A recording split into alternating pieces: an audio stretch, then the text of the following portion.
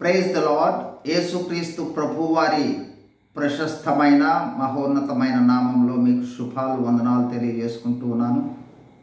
ప్రియ సహోదరి సహోదరులారా, మనము గడిచిన కొన్ని వీడియోస్లో మనము బలహీనులం కాదు శక్తివంతులమని రక్షణ అనుభవం ద్వారా పొందుకున్న కొన్ని శక్తులను గురించి జ్ఞాపకం చేసుకుంటూ వస్తూ ఉన్నాం. ఆ శక్తులలో ప్రాముఖ్యంగా ఇంతకుముందు జ్ఞాపకం చేసుకున్న శక్తులను క్లుప్తంగా కొన్నింటిని జ్ఞాపకం చేస్తాను.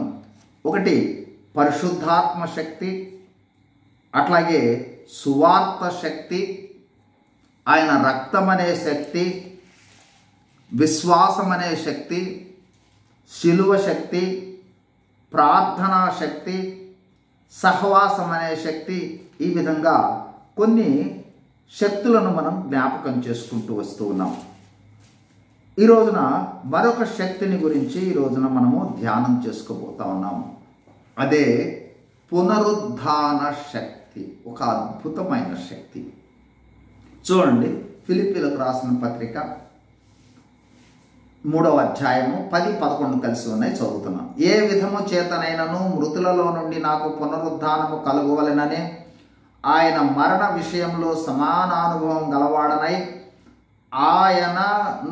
ఆయన పునరుద్ధాన బలమును ఎరుగు నిమిత్తమును ఆయన శ్రమలలో పాలివాడొకటి ఎట్టిదో ఎరుగు నిమిత్తమును సమస్తమును నష్టపరచుకొని వాటిని పెంటతో సమానముగా ఎంచుకొనుచున్నాను. చదువుకున్న వాక్య భాగాన్ని గమనించినట్లయితే మరణ విషయములో సమానానుభవము కలవాడనే మొదటి పాయింట్.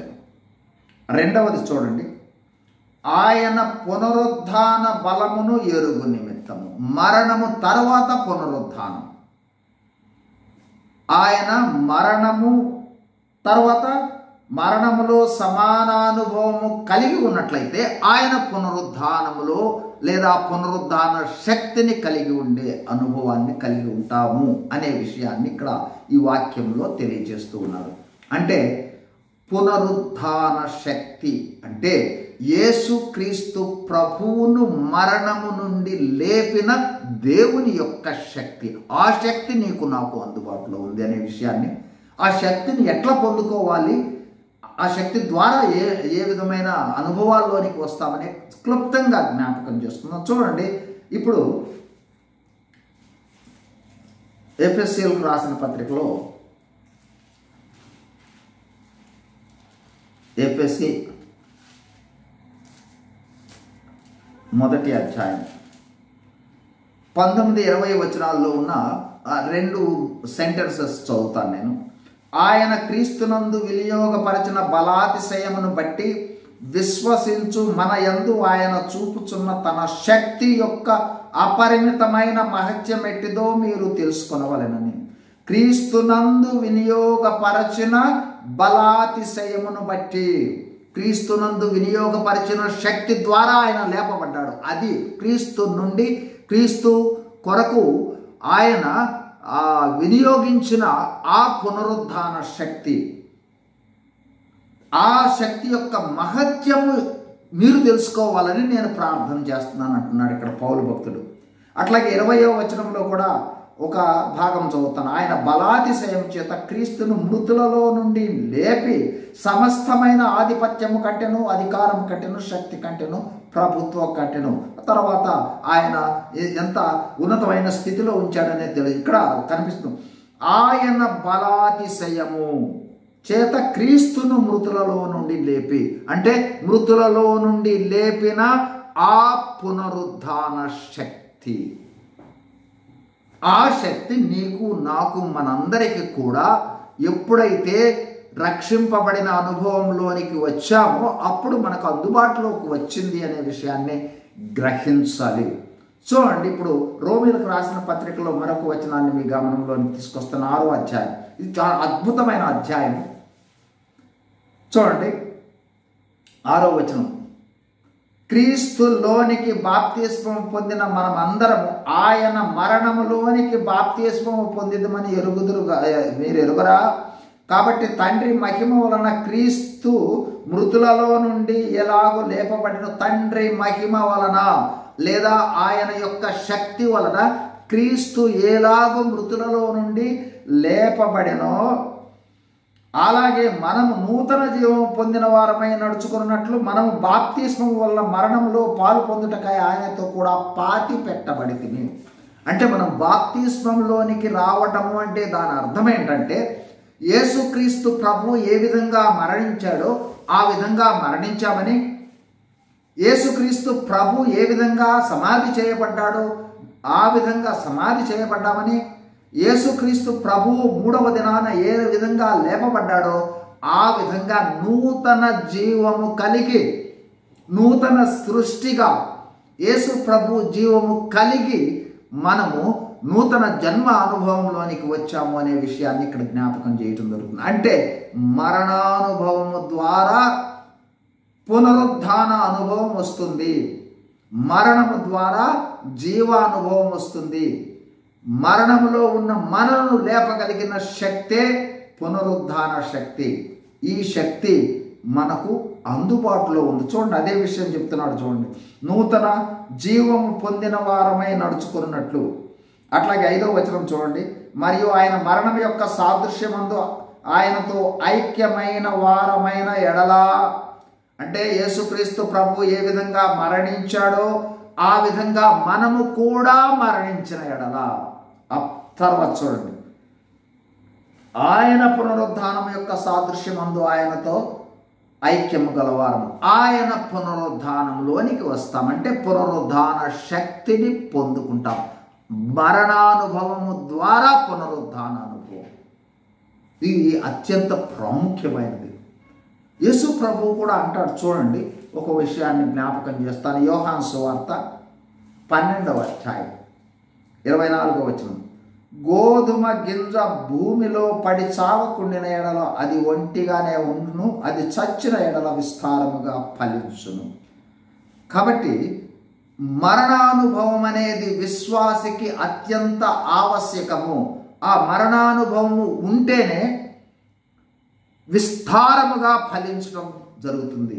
లేకపోయినట్లయితే మనము ఫలించడంలోనూ పునరుద్ధాన శక్తిని కలిగి ఉండటంలో కూడా బలహీనులుగా ఉండటం జరుగుతుంది. మరణానుభవం అనేది ప్రాముఖ్యమైనది. చూడండి, యేసుక్రీస్తు ప్రభువారే లూకాసు వార్తలో చెప్తాడు. చూడండి, లూకాసు వార్త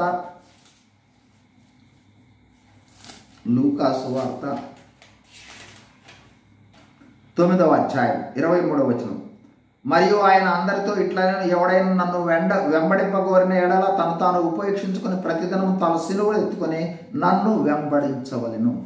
కాబట్టి పునరుద్ధాన శక్తిని మనము పొందుకోవడానికి అవసరం ఏంటంటే మరణానుభవం. ఇంతకు ముందు కూడా చూసాము. చూడండి, ఇప్పుడు మళ్ళీ ఒకసారి చూద్దాము. ఫిలిప్పీలకు రాసిన పత్రిక ఆ వచనాన్ని మళ్ళీ ఒకసారి ఇప్పుడు చదివితే ఇంకాస్త అవగాహన వస్తుంది. 10-11 కలిసి, ఏ విధము చేతనైనను మృతులలో నుండి నాకు పునరుద్ధానం కలుగోలేనని ఆయన మరణ విషయంలో సమానానుభవము. కాబట్టి మనము కూడా ఆయన మరణ విషయంలో మనము మరణానుభవము కలిగి ఉండుట ద్వారా మనము ఏమి తెలుసుకుంటాము. చూడండి, ఆయన పునరుద్ధానమును బలమును ఎరుగు నిమిత్తము, ఆయన పునరుద్ధాన శక్తిని ఎరగాలి అంటే మరణానుభవంలోనికి వెళ్ళాల్సిందే ఆయన వలె మనం. అందుకోసం ఆయన ఏం చేశాడో చెప్తున్నాడు. చూడండి, ఆయన శ్రమలలో పాలివాడొకటి ఇటుదో ఎరుగు నిమిత్తము సమస్తమును నష్టపరచుకొని వాటిని పెంటతో సమానముగా ఎంచుకొనుచున్నాం. సమస్తము మనకు కలిగిన ఈ భౌతిక సంబంధమైనవన్నీ కూడా పెంటతో సమానముగా ఎంచుకొని మరణానుభవంలోనికి వచ్చి ఆయన యొక్క పునరుద్ధాన శక్తిని పొందుకోవాలి అనే అనుభవాన్ని పౌలు భక్తుడు ఇక్కడ తెలియజేస్తా ఉన్నాడు. ఇందాక చూశాం కదా, యేసు ప్రభు కూడా గోధుమ గింజ మరణించకపోతే, పడి చావకపోయినట్లయితే విస్తారముగా ఫలించదు.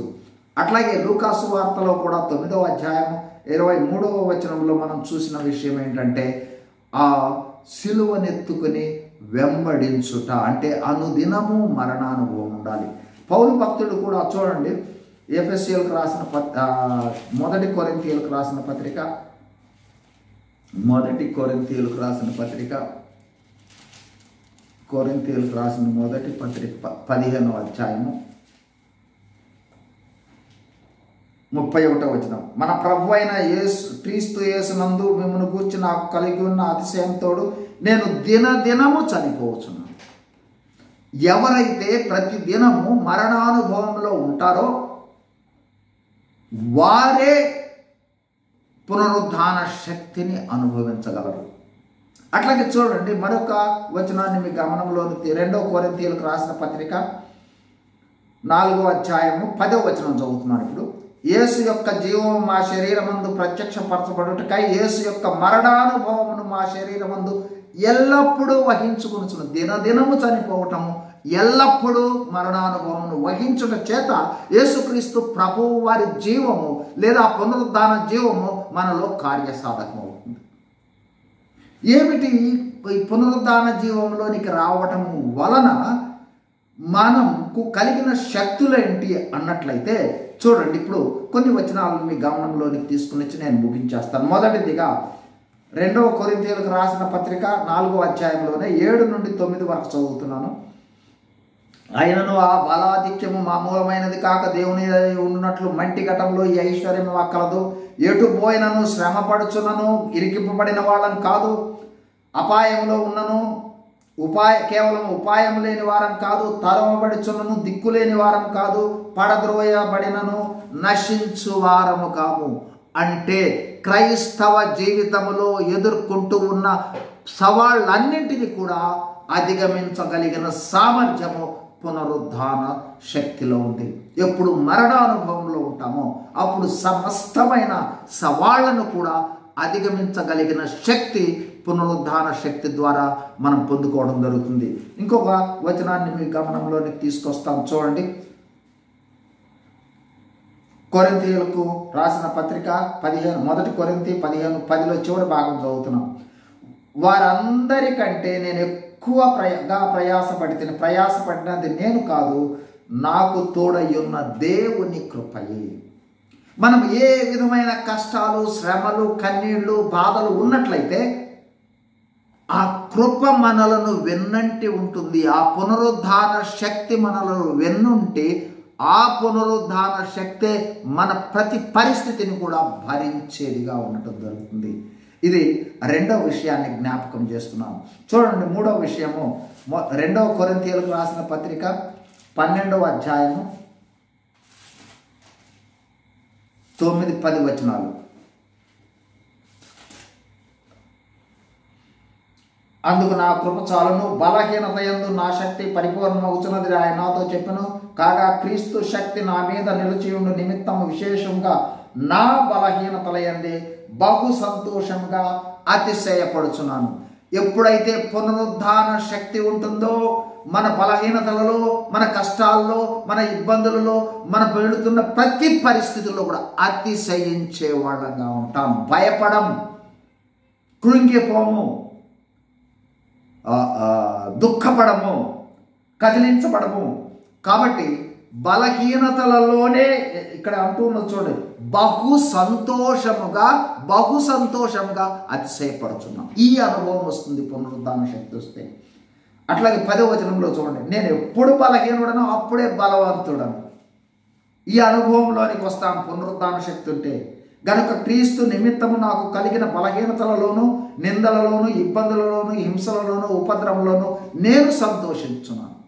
నా ఏ పరిస్థితిలోకి వెళ్ళినా సరే, ఎంత ఘోరమైన పరిస్థితుల్లోకి వెళ్ళినా సరే నేను బహుగా సంతోషించేవాడుగా. అందుకు కారణము పునరుద్ధాన శక్తి. ఆ శక్తి మనము కలిగి ఉండుట ద్వారా ఆ విధంగా మనం కూడా ఈ లోకంలో జీవించేవాళ్ళుగా ఉండటం జరుగుతుంది. కాబట్టి ఈ పునరుద్ధాన శక్తిని మనం పొందుకోవడానికి దినదినము చేయవలసిన చర్య, దినదినము మరణానుభవంలో ఉండటం అనేది ప్రాముఖ్యమైన విషయం. ఈ పునరుద్ధాన శక్తిలోనికి వస్తే ఒకటి శ్రమలలోనూ, ఇబ్బందులలోనూ, కష్టంలోనూ వాటన్నింటినీ కూడా అధిగమించగలిగిన శక్తి వస్తుంది. అట్లాగే చూడండి 2వదిగా జ్ఞాపకం చేస్తూ ఉన్న విషయము, శరీరానికి జయించే శక్తి వస్తుంది. శరీరాన్ని జయిస్తాము, లోకాన్ని జయిస్తాము, పాపాన్ని జయిస్తామో సాతానుని కూడా జయించగలిగిన శక్తి ఈ పునరుద్ధాన శక్తిలో ఉంది. కాబట్టి వీటన్నిటి మీద విజయాన్ని సాధించగలం. అట్లాగే చూడండి, రోమీలకు రాసిన పత్రిక 6:9, మనం క్రీస్తుతో కూడా చనిపోయిన ఎడల మృతులలో నుండి లేచిన క్రీస్తు ఇక చనిపోడని, మరణమునకు ఇక ఆయన మీద ప్రభుత్వము లేదని. మరణము మన మీద ప్రభుత్వం చేయదు. మరణాన్ని జయించిన శక్తి కూడా పునరుద్ధానంలో ఉంది. అట్లాగే చూడండి 11వ వచనం, అటువలే మీరును పాప విషయంలో మృతులుగాను, అంటే పాపము కూడా మనల్ని జయించలేదు. పునరుద్ధాన శక్తిని మనము కలిగి ఉన్నట్లయితే. అట్లాగే మరొక విషయాన్ని మీ గమనంలోనికి తీసుకుని వస్తాను. చూడండి, పునరుద్ధాన శక్తిని కలిగి ఉన్నట్లయితే మనము యేసు క్రీస్తు ప్రభు ఏ విధమైన వారసత్వాన్ని కలిగి ఉన్నాడో ఆ స్వాస్థ్యం యావత్తుకు కూడా మనము వారసులుగా ఉండటం అనేది జరుగుతుంది. అదేవిధంగా నూతన జీవము, నూతన సృష్టి, క్రొత్త జన్మ అనుభవం అనేది పునరుద్ధాన శక్తి ఉన్నప్పుడే నిజమైన నూతన జన్మ అనుభవము. అదే చూడండి, 2వ కొరింథీయులకు రాసిన పత్రిక 5వ అధ్యాయం 17వ వచనం. 2వ కొరింథీ 5:17. ఈ అనుభవము పునరుద్ధాన శక్తి ఉన్నప్పుడే వస్తుంది. కాగా ఎవడైనాను క్రీస్తునందు ఉన్నాడో వాడు నూతన సృష్టి, పాతవి గతించను, ఇదిగో క్రొత్త వాయను. కాబట్టి ఈ అనుభవము, ఇంతకు ముందు రక్షింపబడక పూర్వము మనము ఏ విధాలైన జీవితాన్ని కలిగి ఉన్నామో అవన్నీ మారిపోయి క్రొత్త జీవితం రావాలి అన్నట్లయితే పునరుద్ధాన శక్తి అనుభవం రావాలి. అది రావాలి అన్నట్లయితే మనము మరణ అనుభవంలో ఉండాలి. ఈ సమయంలో ఒక్క విషయాన్ని మీ గమనంలోనికి తీసుకుని వచ్చి నేను ముగించేస్తాను. చివరిగా పౌలు భక్తుడు అంటూ ఉన్న మాటలను జ్ఞాపకం చేస్తుంది. గలతీయులకు రాసిన పత్రిక 2వ అధ్యాయం 20వ వచనం. 2:20. నేను క్రీస్తుతో కూడా సిలువ వేయబడి ఉన్నాను, ఇక జీవించువాడను నేను కాదు, క్రీస్తే నాయందు జీవించుచున్నాడు. నేనిప్పుడు శరీరమందు జీవించుచున్న జీవితమును ప్రేమించి నా కొరకు తాను అప్పగించుకొనిన దేవుని కుమారుని యందలి విశ్వాసము వలన జీవించుచున్నాను. ఈ అనుభవము పునరుద్ధాన అనుభవము శక్తి కలిగి ఉండటానికి అవసరమైన అనుభవం ఏంటంటే, నేను క్రీస్తుతో కూడా సిలువ వేయబడి ఉన్నాను, క్రీస్తుతో కూడా మరణించి ఉన్నాను. కాబట్టి ఇక క్రీస్తుతో పాటు నేను సిలువ వేయబడి ఉన్నాను. కాబట్టి క్రీస్తు నా కొరకు ఏ విధంగా తన్ను తాను అర్పించుకున్నాడో అదే విధంగా నేను క్రీస్తు వరకు నన్ను సంపూర్ణంగా అప్పగించుకొని జీవిస్తాను అనే అనుభవం పునరుద్ధాన శక్తి ద్వారా వస్తుంది. క్రీస్తు సమస్తాన్ని మనకిచ్చేశాడు. ఆయన ఇచ్చాడు అంటే ఈ సృష్టి యావత్తులో ఇక ఏది లేదు, మిగిలింది ఆయనే ఇచ్చేశాడు. మరి మనమేమి ఇస్తా ఉన్నాము? ఆ పునరుద్ధాన శక్తిని పొందుకున్నట్లు మనకంటూ ఏమి ఉన్నదంతా ఇవ్వడానికి సిద్ధంగా ఉంటాం. This is the power of resurrection. ఆ అనుభవంలో నేను కాదు జీవించేది, క్రీస్తే నా యందు జీవిస్తూ ఉన్నాను. నేను క్రీస్తు కోసం జీవిస్తాను, నాకున్న సమస్తం క్రీస్తు కోసమే ఇస్తాను అనే అనుభవంలోనికి, ఆ అనుభవానికి అవసరమైన మరణ అనుభవంలోనికి మనం వెళ్ళే వాళ్ళంగా ఉంటాం. తద్వారా పునరుద్ధాన శక్తి మనకు అందుబాటులో వస్తుంది.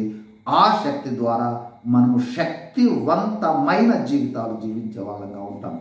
ప్రార్థన చేసుకుందాం. పరిశుద్ధుడైన మా ప్రియ పరలోకపు తండ్రి, పునరుద్ధాన శక్తిని గురించి మీరు జ్ఞాపకం చేస్తూ వచ్చారు. అందరూ బట్టి స్తుతిస్తూ ఘనపరుస్తూ ఉన్నాం. దేవా, ఆ శక్తిని మేము కలిగి ఉండి అనేకులకు ఆశీర్వాదకరమైన జీవితాన్ని కలిగి ఉంటూ సహాయం చేయండి. చేరువచ్చిన ప్రతి ఒక్కరిని కూడా వారి అవసరతల మేరకు మీ కృపను విస్తరింపచేయండి. యేసుక్రీస్తు ప్రభువారి నామంలోనే వందనములు చెల్లిస్తూ వేడుకొంచున్నాం తండ్రి. ఆమెన్. Praise the lord.